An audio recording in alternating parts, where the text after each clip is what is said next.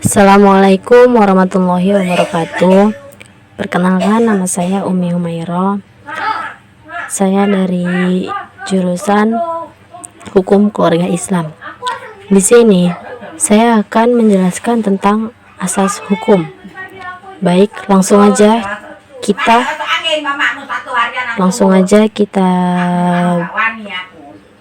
periksa.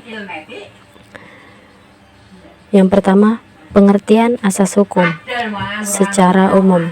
Asas hukum umum adalah norma dasar yang dijabarkan dari hukum positif dan oleh ilmu hukum tidak dianggap berasal dari aturan yang lebih umum.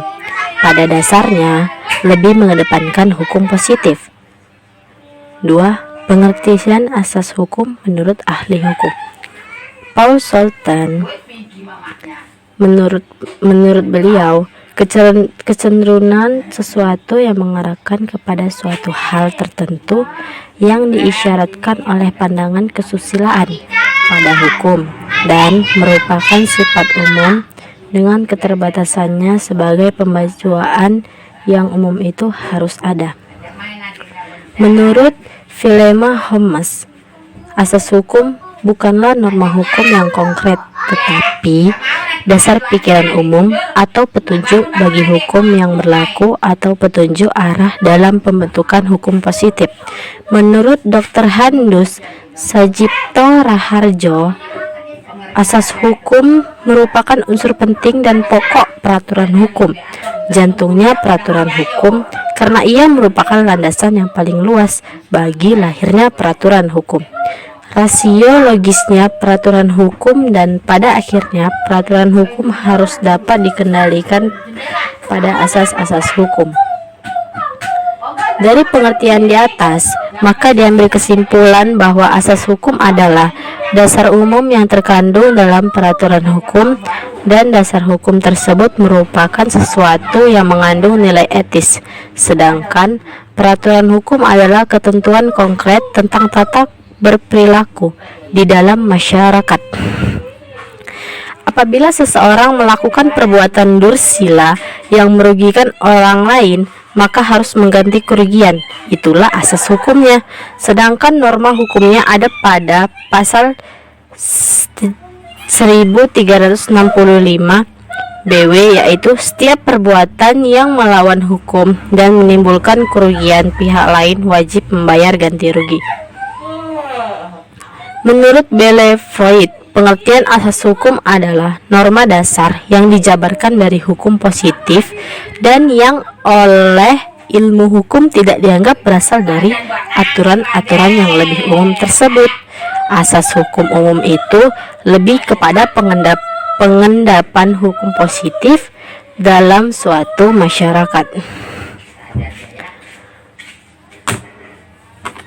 Pendapat DeLange mengenai pengertian asas hukum merupakan suatu dalil umum yang dinyatakan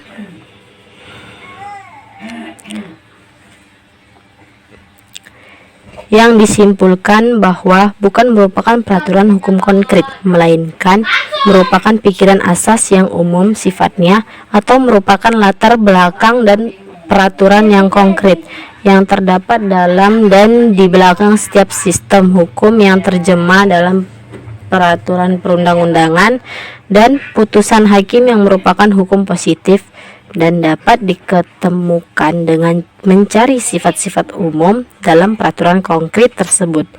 Jadi, asas hukum bukanlah kaidah hukum yang konkret atau nyata, melainkan merupakan latar belakang peraturan yang konkret dan bersifat umum atau abstrak. Umumnya asas hukum tidak dituangkan dalam bentuk peraturan yang konkret atau pasal-pasal seperti misalnya asas reo, asas res judicato pro vetitat habetur, asas lex posteriori derogat legi priori dan lain sebagainya.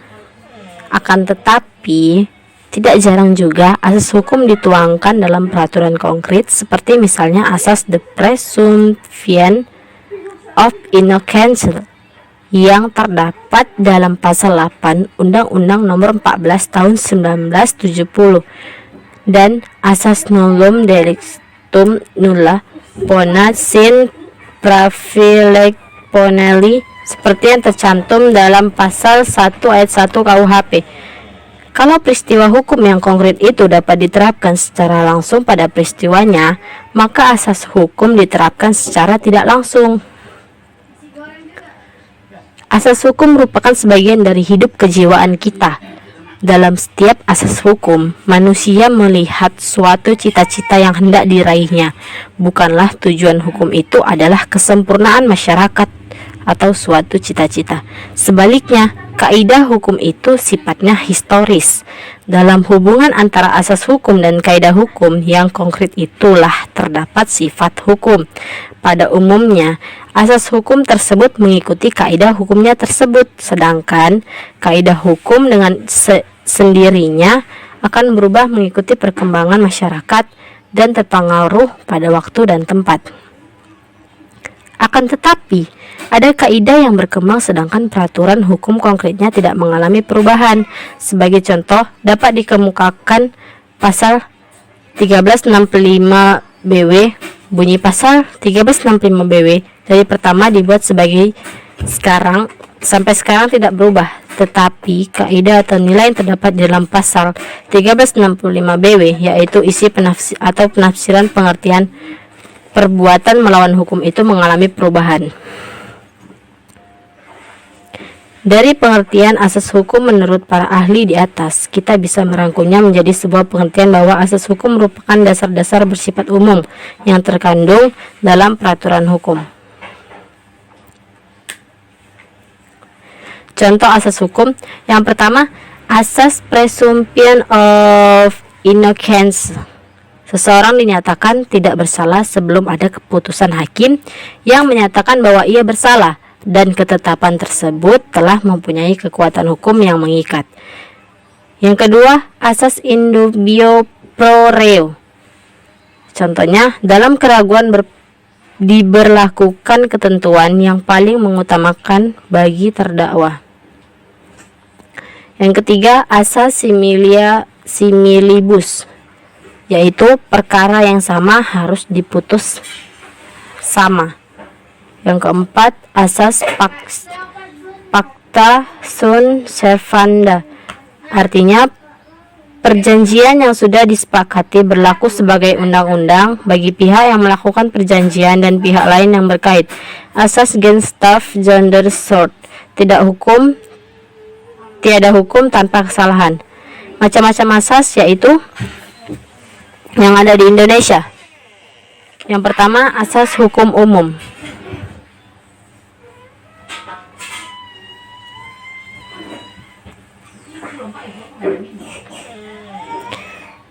Asas hukum umum adalah asas hukum yang berhubungan dengan seluruh bidang hukum seperti asas restitutio in inter, asas lex posteriori derogat legi priori.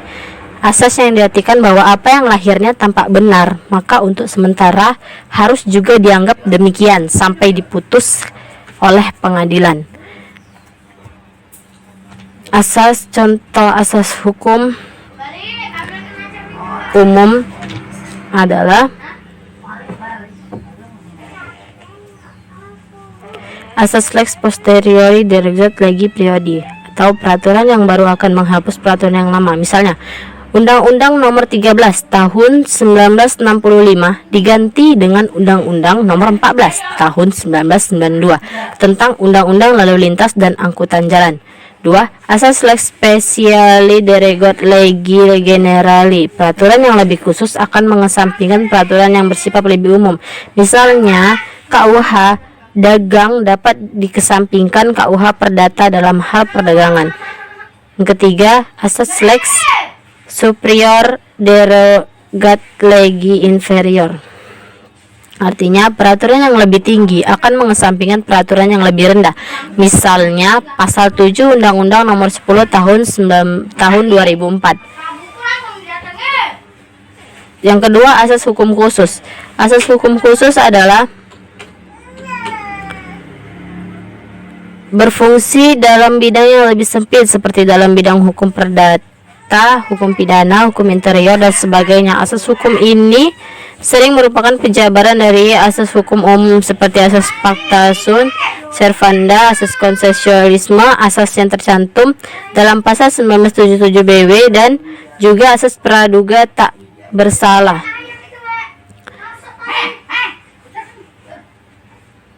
Asas hukum contohnya itu dalam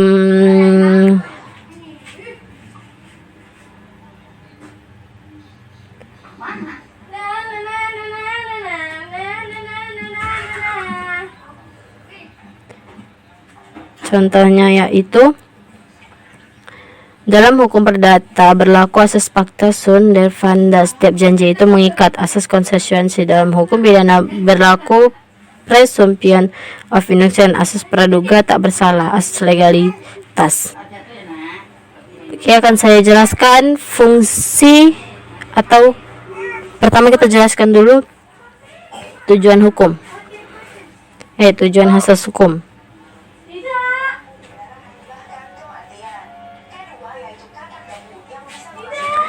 Terdapat 3 teori tentang tujuan asas hukum, yaitu teori etis.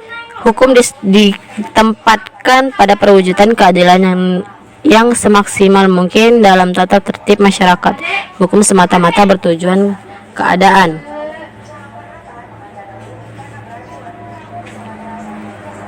Teori utilitis.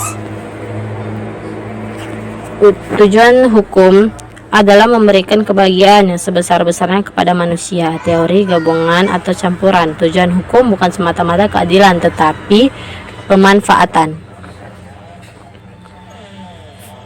Fungsi asas hukum yaitu menyelesaikan konflik antar sumber hukum ketika terjadi pertentangan. Asas yang berlaku diantaranya adalah asas lex superior derogate lege inferiori, asas lex specialis derogate lege generale, dan asas lex posterior derogate lege inferiori. 2. Menjadi pedoman bagi lembaga yang bertugas untuk membuat hukum sehingga menghasilkan hukum yang lebih saling tumpang tindih dan tidak mencederai rasa keadilan dalam masyarakat.